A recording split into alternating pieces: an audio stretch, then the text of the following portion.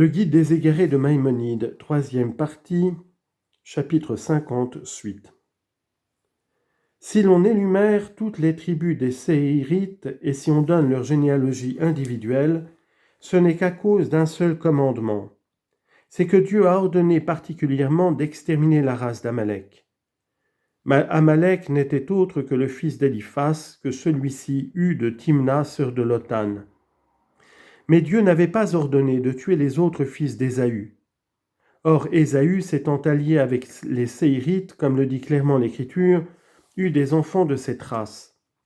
Il régna sur eux, sa race se confondit avec la leur, ce qui fit qu'on attribua tout le pays de Séhir avec ses tribus à la tribu prépondérante, qui était celle des descendants d'Ésaü, et particulièrement celle d'Amalek, qui était la plus noble d'entre elles.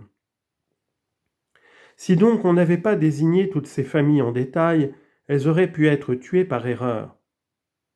C'est pourquoi l'Écriture désigne expressément leurs tribus, voulant dire ceux que vous voyez aujourd'hui dans le pays de Séhir et dans le royaume d'Amalek ne sont pas tous des descendants d'Amalek, mais les descendants d'un tel et d'un tel. Et si on les fait remonter à Amalek, c'est parce que la mère de celui-ci appartenait à leur race. Tout cela dénote la justice divine qui n'a pas voulu qu'une tribu fût tuée pêle-mêle avec une autre tribu, car le décret divin ne frappait que la race d'Amalek en particulier. Nous avons déjà exposé quelle sagesse il y avait dans cette mesure. La raison pour laquelle on énumère les rois qui régnèrent dans le pays d'Édom, Genèse 36-31, c'est qu'il y a un commandement qui dit « Tu ne pourras pas placer à la tête un homme étranger qui ne soit pas ton frère ». Deutéronome 17-15. Or, parmi les rois qu'on mentionne, il n'y en avait pas un seul qui fût originaire d'Édom. Ne vois-tu pas qu'on indique leur famille ainsi que leur pays, un tel de tel lieu, un tel de tel autre lieu ? Il me paraît très probable que leurs actes et leur histoire étaient généralement connus. Je veux dire les actes de ces rois d'Édom, et que ceux-ci tyrannisèrent et humilièrent les descendants d'Ésaü. C'est pourquoi on les rappelle au souvenir des Israélites.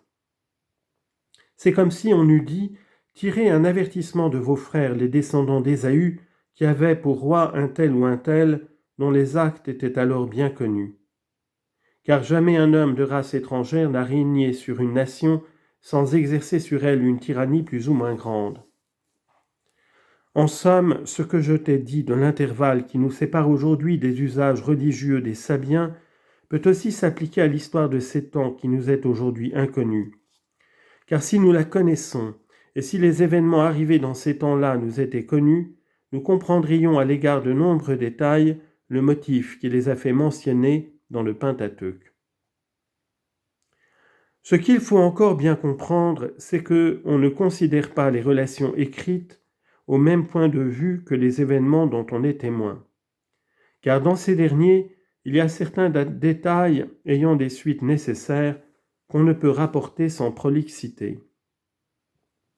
C'est pourquoi en disant ces relations, le lecteur y trouve de la prolixité ou des répétitions. Mais s'il avait été témoin de ce qui est raconté, il comprendrait que ce qui a été dit est nécessaire. Quand donc tu vois des relations dans la partie non législative du Pentateuque, il te semble quelquefois que telle ou telle relation n'avait pas besoin d'être écrite, ou qu'elle renferme soit des longueurs, soit des répétitions. La raison en est que tu n'as pas été témoin des détails qui ont amené l'auteur à faire sa relation telle qu'il l'a faite. De cette catégorie est l'énumération des stations. Il pourrait paraître de prime abord, alors qu'on a raconté une chose absolument inutile. C'est donc à cause de cette fausse idée qu'on pourrait avoir qu'il est dit « Et Moïse écrivit leur départ selon leur station par ordre de l'Éternel. » Nombre 33, 2. Et cela était d'une très grande nécessité, car tous les miracles sont certains pour celui qui les a vus, mais pour la postérité, le récit en devient une simple tradition, et pour celui qui l'entend, il est facile de le démentir.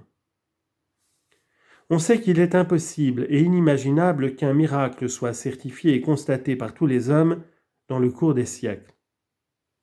Or, un des miracles rapportés dans le Pentateuque, et même un des plus grands, c'est le séjour de 40 ans que firent les Israélites dans le désert, où ils trouvèrent la manne tous les jours. Dans ce désert, comme le dit le Pentateuque, il y avait des serpents venimeux, des scorpions, de la sécheresse, pas d'eau. Deutéronome 8,15.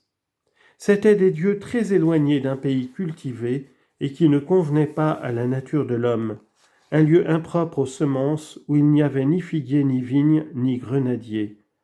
Nombre, chapitre 20, verset 5. On appelle aussi ces lieux un pays où jamais un homme n'a passé. Jérémie, chapitre 2, verset 6.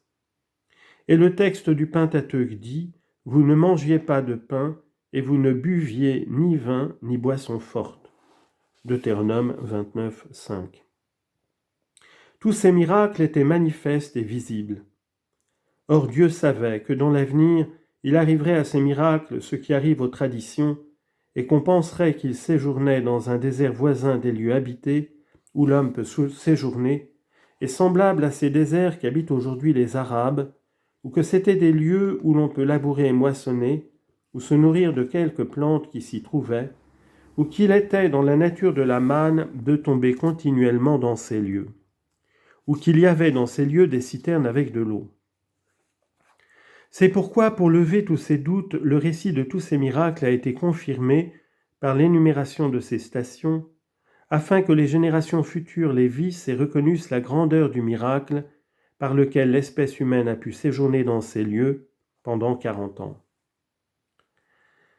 C'est pour la même raison que Josué prononça à jamais l'anathème contre celui qui reconstruirait Jéricho, afin que le miracle pût être certifié et constaté, car quiconque verrait ce mur enfoncé dans la terre comprendrait que ce n'est pas le mur d'un édifice démoli, mais qu'il s'est enfoncé par miracle.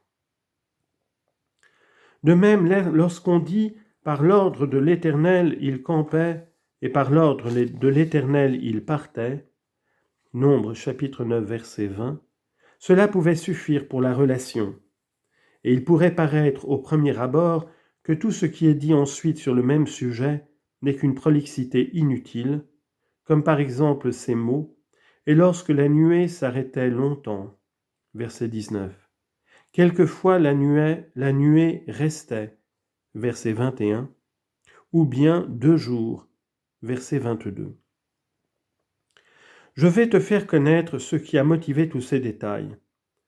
La raison en est qu'on voulait insister sur ce récit, afin de détruire l'opinion qu'avaient alors les nations étrangères, et qu'elles ont encore jusqu'à ce jour, à savoir que les Israélites s'étaient égarés dans le chemin et ne savaient pas où ils devaient aller, comme il est dit, ils sont égarés dans le pays. Exode 14, 3. C'est ainsi que les Arabes encore aujourd'hui appellent ce désert Al-Tih. Et ils s'imaginent que les Israélites étaient égarés, Tahou, et ignoraient le chemin. L'Écriture donc expose en y insistant que ces stations irrégulières, le retour à plusieurs d'entre elles, la durée diverse du séjour dans chacune d'elles, de manière qu'on restait dans une station 18 ans, dans une autre un jour et dans une autre enfin une seule nuit, que tout cela dit était décrété par Dieu et n'était pas un simple égarement dans le chemin, mais dépendait de la levée de la colonne de nuée.